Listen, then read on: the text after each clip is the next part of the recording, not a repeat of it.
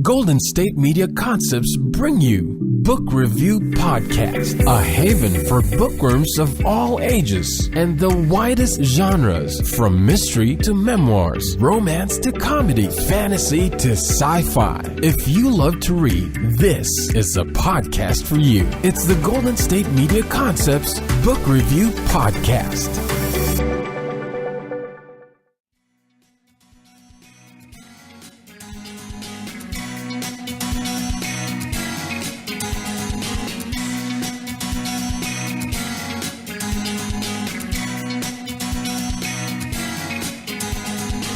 Hello and welcome to the Golden State Media Concepts Book Review Podcast. I am your host, Sarah, and I am so excited for today's episode because there is an interview with author Jasmine Silvera, author of a book called Death's Dancer.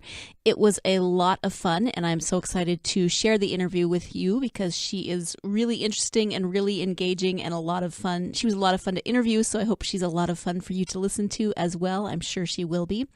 Her book, Death's Dancer, is her debut novel, and let me give you a little synopsis of it. Isela Vogel dances on borrowed time. A degenerative hip threatens her successful career, bringing the favor of the gods to her patrons. Now, one big job could set her up for life, if it doesn't get her killed. The necromancer Azrael must harness the power of a god to stop a killer, and that requires a dancer. Capricious gods and scheming necromancers are the least of Isela's worries. If she and Azrael fail, it will cost more than her life. If they succeed, she will lose everything she loves. And then there's the danger of falling for a lord of death. So that's the synopsis for Death's Dancer, the debut novel by author Jasmine Silvera. It's great. It's a mixture of romance, fantasy, obviously fantasy with gods, dancers, and necromancers, and a little bit of mystery because there is a mystery. They're trying to solve some supernatural kind of murders, and Jasmine herself is going to tell you a little bit more about the book in the interview, so I won't give too much away. I really enjoyed this book. When I first read the blurb on the back, I thought, oh, that's kind of odd, a little interesting. I was intrigued because it's fantasy, which is a genre that I love, but it didn't sound like any fantasy book that I had read before, and so I was excited about that. And it does have elements of traditional fantasy. There are some shapeshifters, there are some witches, things like that, but it's really different from any other fantasy book that I have read. And she creates this great world and these interesting characters, these detailed and well-created characters and this world in which they inhabit, and brings them to life in a way that is fun. It's intriguing. This book will suck you in and you will be interested to know exactly where it's going, exactly what's going to happen. So I didn't want to put it down. I kept having to put it down to go do other things, but I really, really enjoyed this book, and I think you will too.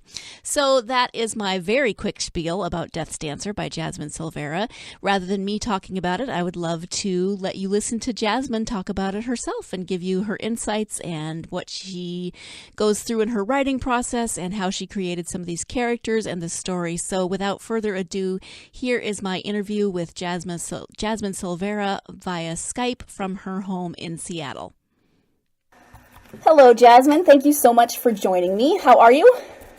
Great. Thanks for having me, Sarah. Great. So before we get started talking about your writing and your book, just go ahead and tell my readers a little bit, whatever you're comfortable sharing about yourself. Well, let's see. I was born in California, but I currently live in Seattle with my husband and our 2-year-old daughter. Both of my parents worked in education, so I had no choice but to love reading and writing. Actually, I just have always loved it, and I wrote my first story in 4th grade about a sentient Christmas tree, and I just haven't looked back. So I'm currently a full-time mom, editor, and writer, and but I also teach yoga, and I do some photography. Okay, great. Thank you. A sentient Christmas tree. What, did it have an adventure? Well, it was the kind of what happens to the tree after Christmas. Oh. Sort of. I gave it a second life. Oh, nice. Story. So you started writing in 4th grade, and then was it something that you wanted to do professionally? Did you know you wanted to grow up and be a writer, or? No, I mean, I sort of figured it was never going to happen as like a full-time writer for a job, but I've always loved it. And I didn't even really think about publishing until I was in my 20s and I went to a writer's workshop. And all of a sudden I met all these other people who were like writing short stories and publishing them. And, there was this whole idea of, you can, maybe I don't know if I can make a career out of it, but I can at least do it on the side. So I kind of, at that point, started looking. I think that also changed how I looked at my writing. Instead of it being like just something I did when I was inspired and sitting down and, pouring out my heart and the tortured artist, I really started to see writing as a craft and something you could develop. And the more you worked at it, the better you got at it. And the importance of having beta readers and feedback and critique. And that you could actually improve something, and something was done, but also, you could say it was done, but then you could look at it again and revise it and change it and improve it. So at that point, I started to look at writing as a craft and as something, and looking at the path to being published, and what that would take to bring my writing to that level. Okay. So you mentioned, instead of just writing when you kind of felt like it, do you have a writing schedule, or do you have a way of writing that you try to stick to? Yeah, I think at various points of my life, it's been, more or less of a schedule.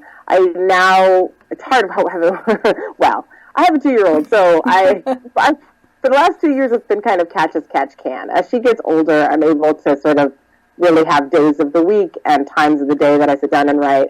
I pretty much try at the beginning of the week, set out some goals, whether it's a word count or a chapter that I want to write or fix, and then kind of just get to that, check that goal off the list. I'm a person who loves to-do lists, so if I can organize my writing around creating to-dos, I've been very successful doing it that way. So I tend to write better in the morning.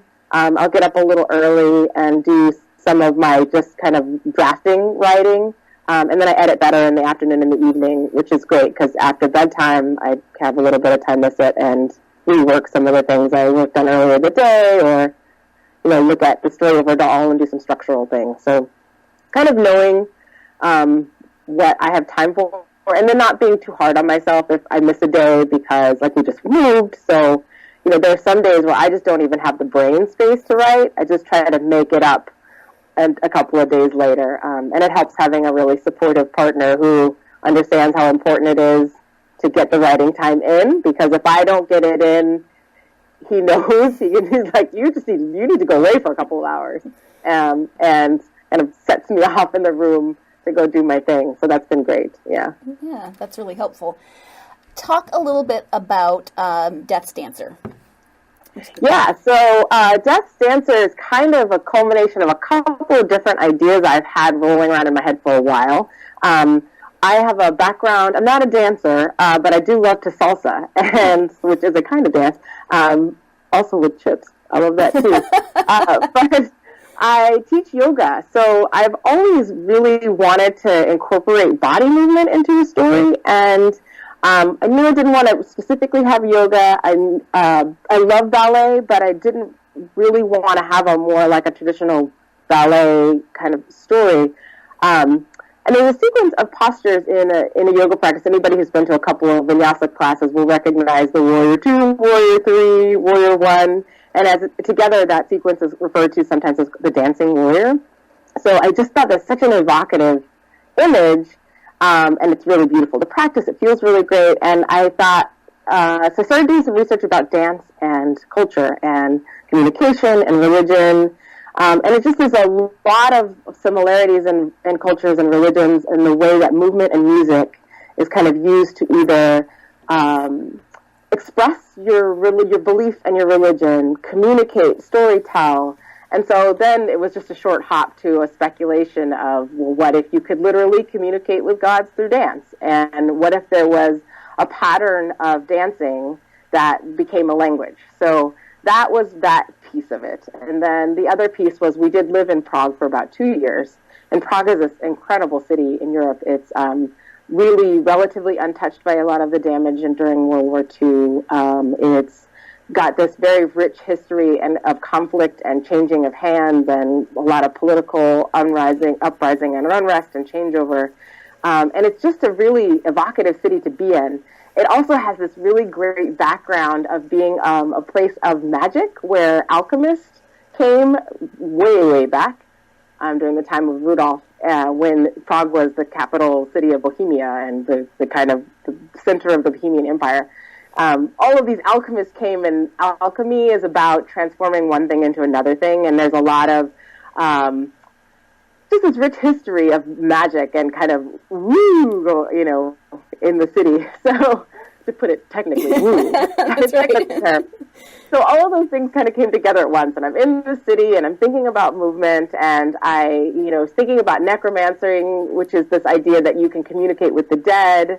So it's just more forms of communication, and necromancers get a bad rap, right? They all look all skeletal and scary, and everybody's afraid of them. And so I thought, well, let's turn that guy into essentially a hero, protagonist, and then let's take somebody who does this dance and see, the plot kind of came together through that. So NaNoWriMo came up, National Novel Writing Month, and I met an American friend in Prague who participates every year, and so she kind of urged me to give it a go again that year after a couple of years of not doing it. And I had two ideas. I had one very serious kind of straight-up fiction, and then I had this really fun speculative fiction, urban fantasy thing, and I said, Beth, what do I do? And she said, do the fun one.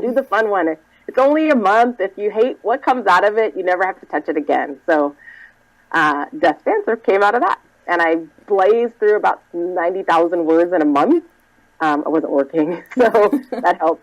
And I had a complete draft, I think, by the end of November. And I was like, okay, there's something here. So Let's look it out. Yeah. Yeah, that's fascinating because it's definitely, it has elements of supernatural, kind of paranormal that you read in other types of fantasy novels. But it was a really unique storyline with really unique characters. I appreciated that about it. And so tell us a little bit about the main characters, Isela and Azrael. Yeah, so the story is essentially Isela Vogel is a gods dancer, and she basically makes a living dancing for gods, and she does that through this dance that communicates a request from her patron. The request is then responded to divinely, and she gets paid. So she's had a very successful career of doing this, but she also has a bum hip. And so this hip is going to end her ability to dance professionally kind of prematurely. So she takes this one big job, this kind of last job to close out her career. So this final job, the problem with this last job is that the new patron is the allegiance of necromancers. And so these are 8 very powerful necromancers who essentially control the world. And the newest member of their group, Azrael, has been charged with finding a killer. So there's some supernatural killer roaming the streets of Prague. He needs to find out who that is. So they believe that he will need the help of God to do that. And so that requires him to have a dancer. So he is not convinced that he needs a dancer to help or that he needs any help at all. And she doesn't trust him, but they're forced to work together.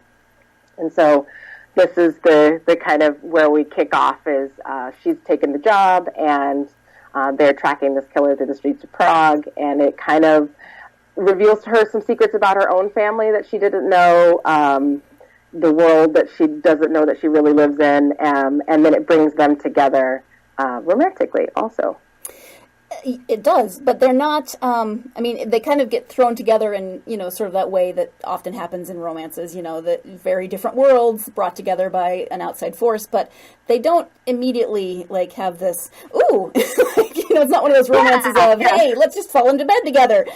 She is very stubborn, which I appreciate, and very, she's got her set of rules that she's going to live by, and he is very annoyed with her a lot because she won't just fall into line. So talk a little bit about their relationship in those terms. Yeah, so I think what's really common in this genre is this idea of fated mates, or, you're destined to be together. And that is, I understand that in a way because it's a way of equalizing the power dynamic when you have one character who's supernatural and are really powerful and or immortal, and then you have a human. Like, what would bring the two of them together and make that sort of equal is that the supernatural character, usually the he, is, for some reason, she's the one for him, and he cannot resist the pull, and Right. They're drawn together because they're meant to be together. And there's really romantic about that. And I love some of those stories too. But what excited me about these two was the challenges that they're not fated to be together. They're choosing to be together through the story and through the things that happen to them, and as they encounter the plot points, and realizing that they can trust each other, that they both bring strength to the situation that the other one doesn't have, and that really by working together, it's the best chance they have to survive, and also that they're finding they respect each other. And so it's this act of choosing one another kind of over and over again, which for me, like after the happily ever after, and, I think anybody who's been married or been in a long-term relationship knows is that, love is a verb. You have to keep kind of continually choosing your partner every day and to prioritize them. And I wanted to have that aspect to their relationship that, they're used to being independent. They're used to being their own people. They're very stubborn in their own ways. And they learn to both need each other, but also really respect each other, I hope, by the end. And that kind of glues them together. Not just that, there's a scroll of prophecy that says that they're meant to be together to rule the world kind of thing, which is, its own fun, but it's not what I was trying to do here. And I hate to interrupt the interview, but we do have to take our first break of the podcast. So when we come back, we will be talking more with author Jasmine Silvera, and we'll be talking about the follow-up book to Death's Dancer. So stay tuned, and we will be right back. Do you want to be healthier, yet you just don't know what to do? All these shows telling you this and that, but nothing seems to work. Well, listen close. Golden State Media Concepts has got something great for you. The Health and Wellness Podcast dedicated to workout trends, healthy eating habits, diet, and everything about healthy living. Join us in our banters as we help you not just live life to the fullest, but live it to the healthiest.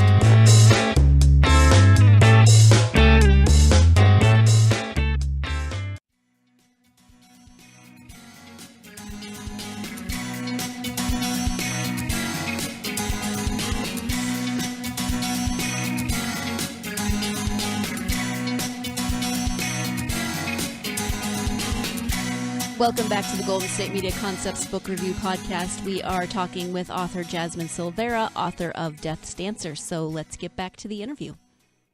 And there is an excerpt at the end of Death's Dancer for the next book. Do you want to talk a little bit about that? Is it the same world? Are the same characters? I don't want to give away the ending of this book or anything, but you want to talk about the next? Yeah, I mean, I don't think it's too much of a spoiler to say that they wind up together. I don't do cliffhangers, and I don't really do a lot of tragic endings. Mm-hmm. So, at the end of the day, there is happily ever after. But I think book 2 gets into the after, okay. and the complexities that they both experience now based on how the book ends, which I won't tell you because I think that but I won't spoil it. Right. Is that the dynamic that allows them to remain together significantly changes the relationship, I think.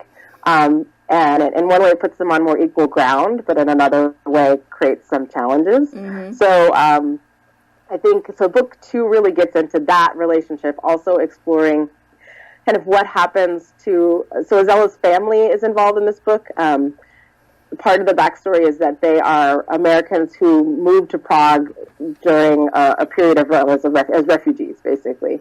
And there's some world building around that. But so her family comes into play. Mm-hmm. There's a big revelation about them in the first book, and without spoiling it, that they're going to have a bigger role in the second book, as well as the allegiance coming back. Kind of, they're not quite done yet with mm-hmm. the two of them. So, it's a revision. It's revisiting the same world, and a lot of characters I hope that people enjoyed. We'll get to see again, but also. Really trying to build the world out a little bit, mm-hmm. Because I realized that the first book is really tight around the two of them and this murder, and there's this huge world going on around them that's changed the dynamic of, it's essentially like our world, but there's been a significant historic event that has changed the dynamic.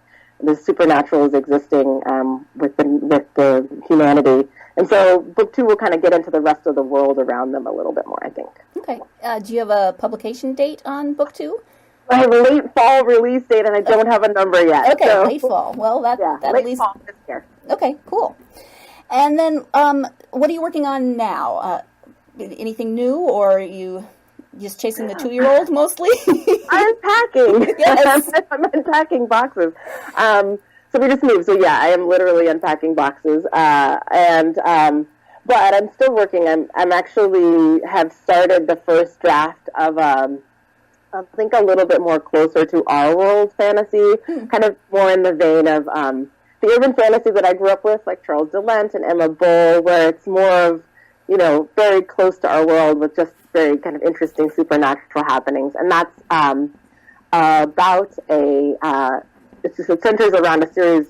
It's a series, and it will center around a group of musicians and shapeshifters that live in a small town in the Sierra Nevada in California. Oh, okay.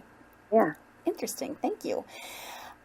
You mentioned in one of the emails before we had the interview about the Kindle. Let me make sure I get it right. The Kindle, Amazon's Kindle Scout program. Do you want to talk a little bit more about that? Sure. So Amazon used to have this contest every year called the Breakthrough Novel Award, and it was a big thing in the industry. It was kind of a neat idea that they would kind of crowdsource books and bubble one up. That kind of went the way of the dodo, I think, in 2013, and it was replaced by this Kindle Scout program, which is, I think, really fun and a really neat idea. Basically, what it is it crowdsources the decision-making around what books get published by asking the authors to submit a completed manuscript with the cover and blurb and everything, and it puts up a web page with that information and about a 3,000-word sample, so maybe the first couple of chapters of your book. And then it asks people to read it and vote on it. And for a 30-day period, this campaign page, they call it live, and you can promote it. And they send it out to their scouts and ask people to vote. Do you like this book? Would you want to read the rest? At the end of the 30 days, that feedback from the voters is compiled with their editorial feedback, and then they decide whether or not to offer a contract. So Kindle Scout, or Death Dancer rather, was published through this Kindle Scout program. And Kindle Press, which is the actual publishing arm, then offers the contract, and they do a professional edit, and then they publish the book. Now, they publish an ebook version, so I've been doing a print run myself, which has been a lot of fun, and it's taught me a lot about being an indie author. But I do have a great backing of support from Amazon in terms of getting the book out there to readers. So that's been a really exciting process and project that they're doing now. Oh, that's really interesting. I did a little bit of reading on it before, but it sounds like a fascinating process. It's kind of scary to put your work out there and let people vote on it. yeah, it's nerve-wracking. I think what's great about it, though, is that it gives you a sense of what people respond to, and it's a very short turnaround. So traditionally in the industry, and I'm sure you've heard these stories of people who have sent their books out to agents or editors, and it may take 3 months or 6 months or a year, or you never hear anything, and you can do that really for years and years.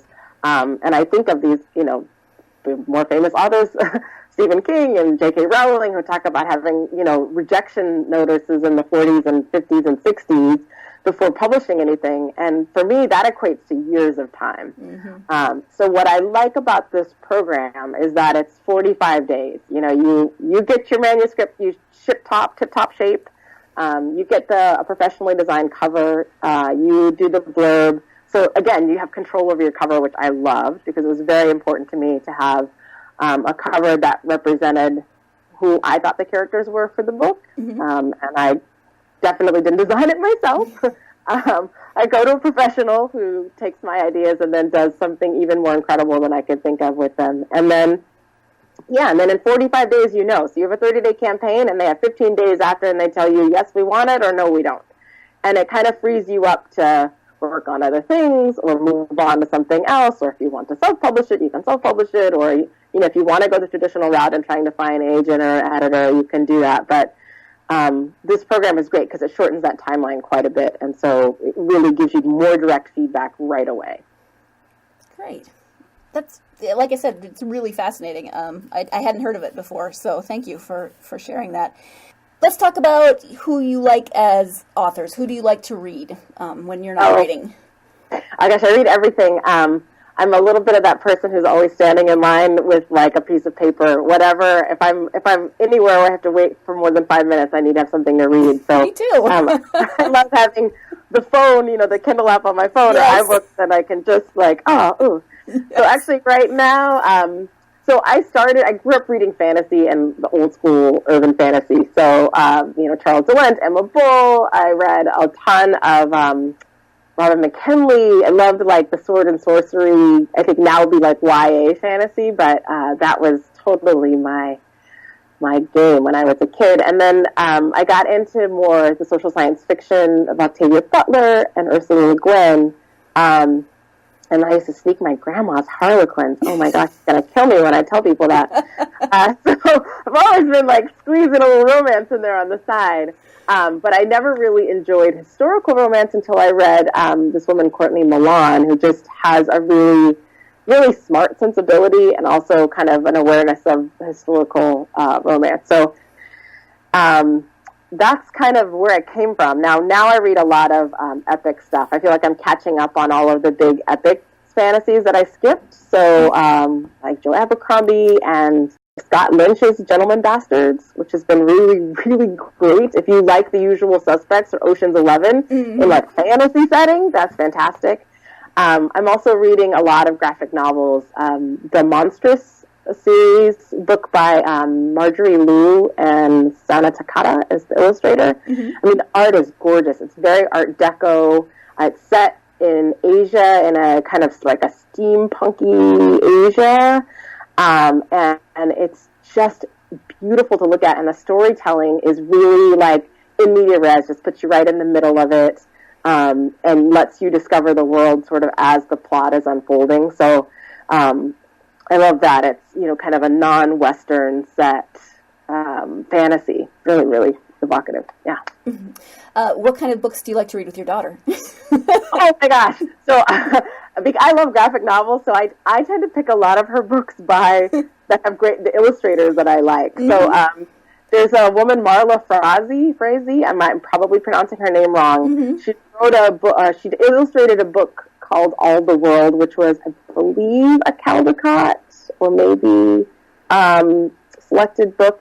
The illustration is beautiful. So I have then picked up everything else she's ever illustrated. And then we read a lot of the good old standards. Sandra Boynton is a big favorite in our house. Anything Rhymes, the Good Night Construction Site is we're big fans of that one around here. Yeah, and then my husband is German, so we're raising our daughter bilingually. So there's actually quite a few German kids' books going through our house. Little Pippi Longstocking, Pippi Longstrumpf in German, and what's the other? There's another series that Willy Das Ferkel, which is a little pig named Willy who gets into kind of barnyard adventures. So.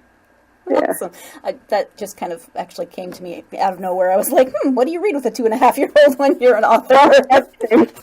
Everything. Anything she wants to read, basically, right. And that's opened me up to lots of books that I wouldn't have considered, but, and then we read a lot of things over and over and over again. So we can all, I think, recite Steam Train, Dream Train, kind of with our eyes closed. We prompt each other now. Yeah. So I say the first line, and then she says the second line, and then that's a big favorite. That's awesome. I used to do daycare for a family, and the little guy's favorite book had no words. It was just a picture book, and it's called The Truck Book, and he would check it out of the library every time we went to the library. And if you didn't tell the story exactly the way you told the story before, he would remember. Oh, those are great. I love those books. It's actually been a really interesting exercise for my storytelling. Because it's causing me to simplify a lot of my storytelling. I love books like that. There's one that we read, and the name is escaping me. Maybe it's just Snow. But the whole storyline is a little girl. She wakes up and it's snowing outside, and then they go outside, and there's like this, the process of going outside, and then they get out, and then it becomes this magical forest with all the kids playing in the snow with the dancing snowmen. And it's just a fun Thankfully, she doesn't insist that I tell it the same way every time yet, although I'm sure that's coming. That stage will come. Yeah. So right now it's been really fun for me to just sort of like practice telling it different ways, and can I get to the same ending with different storytelling, playing up different characters in the story. So it's been a good storytelling exercise for me, the writer. Who knew? I've seen that book. It's really, I love the illustrations in it. Unfortunately, I do have to interrupt one more time for our second break of the podcast, but when we come back, we will be concluding this interview with author Jasmine Silvera, so stay tuned and we will be right back. Tired of searching the vast jungle of podcasts? Now listen close and hear this out. There's a podcast network that covers just about everything that you've been searching. Hey! The Golden State Media Concepts Podcast Network is here. Nothing less than a podcast bliss with endless hours of podcast coverage. From news, sports, music, fashion, cooking, entertainment, fantasy, football, and so much more. So stop lurking around and go straight out to the Golden State Media Concepts Podcast Network. Guaranteed to fill that podcast itch. Whatever it may be. Visit us at www.gsmcpodcast.com. Follow us on Facebook and Twitter, and download us on iTunes, SoundCloud, and Google Play.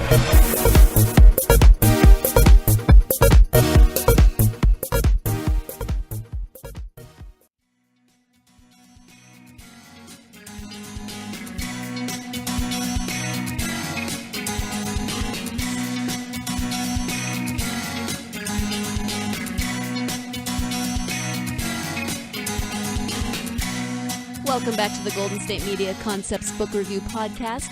Thank you for joining me, and we are going to conclude our interview with author Jasmine Silvera, author of her debut novel, Death's Dancer.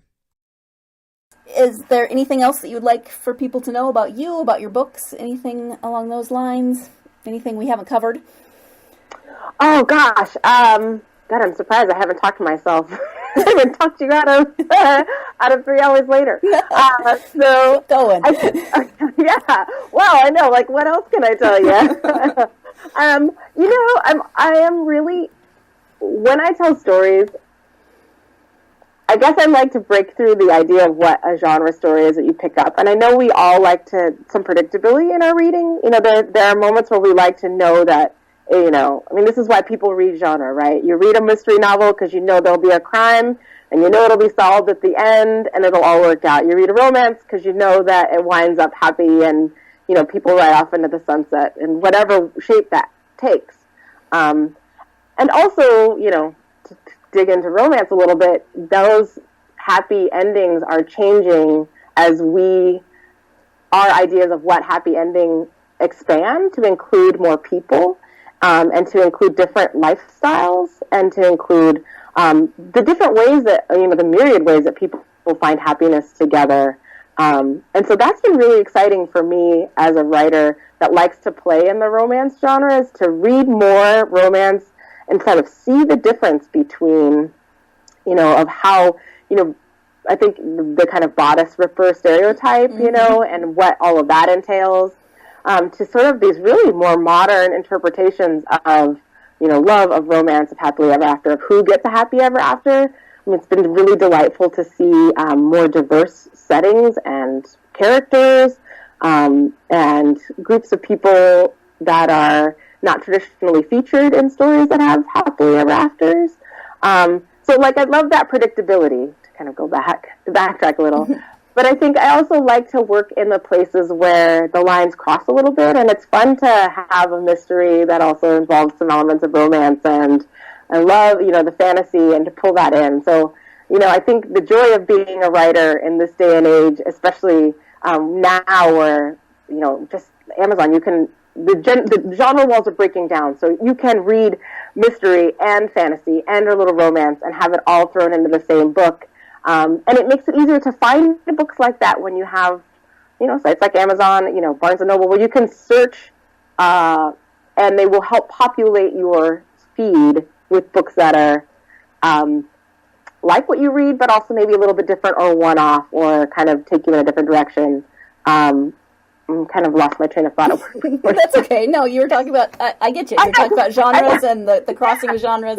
Yeah. I think, we often, especially everybody's like, you're a geek or a nerd, you like science fiction, oh, you like romance, so you're cat lady, oh, you like a mystery, so you must be sitting at home in your easy chair watching SVU all day. And I think that limits people, and that's not, who we are is a lot bigger and more diverse than that, and so I think it's really great to see that being reflected in the books, and the ways that we find books and are attracted to books, and then the books that me as a writer get to write, because I like to expand and explore too. It's really exciting. Makes it a little harder for bookstores or libraries to categorize them, but I love that you can get, you can't quite decide what genre a book falls in.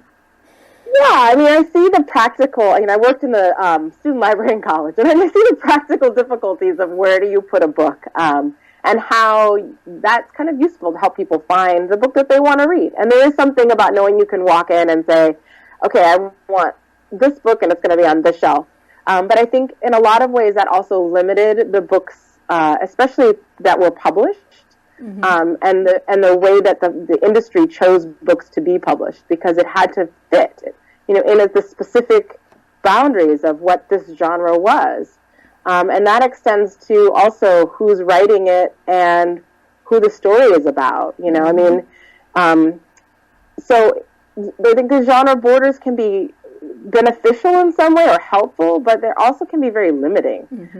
And I find that, I think it's worth the sacrifice of maybe not being able to easily categorize a book to have a book or have access to books that are told by different people about different people, that encompass a wider range of backgrounds, that aren't just limited to one section because, the author is this, so it fits into this section, right? And because all of that says is that then it creates, just creates these little lumps, and you can't break out of your lumps. And so a reader may say, oh, but I don't read those. And then I don't read that book or that kind of book or a book about that or a book written by that person. And so they may never have the chance to discover, too. And for me, the joy of being a reader is the discovery, right? And the idea that you get to live not just your own life, but multiple lives and experience different people's ways of seeing the world and different folks' experiences in the world. So I'm glad that sometimes I think I'm getting an apple, and I get an orange, or, I get a pomelo, or whatever. I think, there's room to explore and discover. It's like that book blind date thing. Have you ever seen those? Some of the bookstores do, where they wrap a book up in paper. Yeah, and they just sort of give you a very basic, and then, you just throw a book. Right. Yeah. I've never quite been brave enough to try that, but it seems fun. I tend to, I do a lot of book recommendations. I get a lot of the books that I read based on recommendations, and I also happen to know a lot of writers. Sure. So I tend to read a lot in the circle of people that I know, which is a luxury I never imagined having. Like a whole bunch of writers and authors. It's so great. But it is really fun to just sort of walk around and just pick up something new and give it a try. Yeah. Which is what I'm discovering with this podcast, is that I get to read books that I might not have heard of before, and it's been a lot of fun. So yeah, I also read a lot of nonfiction, and I think it's important as a fiction writer when you're doing world building. For me, it's what makes the fantastic really approachable is when you've got kind of real world details. So, I do read quite a bit of nonfiction, and then I also just try to pull one real tactile sensory detail to add, so that it feels like it's a real thing that could potentially happen, even though there's a necromancer dead in the other room or something. Right. Yeah. So I mean, drawing from those real concrete life experiences and knowledge is why I think it's important for genre readers to also be aware of the nonfiction world around them, and boy, if you know a writer, I'm sorry, you're going to wind up, some bit of you is going to get dragged in, ground up into the mill, and you might find yourself on a page somewhere. Nice. Be warned. We should all wear a label on our head. I think I've seen a meme on Facebook or a sign that says, oh, no, actually it was a friend of mine my aunt's. I was at her house once when my aunt was house sitting, and she had a sign on her wall that said, "Be careful, you might end up in my next novel." Right. I think it's especially dangerous if you know a mystery writer or a thriller writer, because you might end up dead in the next novel. So, yeah. It's a way of... And actually, I participate in a write-a-thon for Clarion West every year, which is a writer's workshop here in Seattle. And one of the great it's basically a fundraising event for the workshop. But one of the things that they do is that writers will offer to Tuckerize you. It's basically like they'll find a way to put you in the story.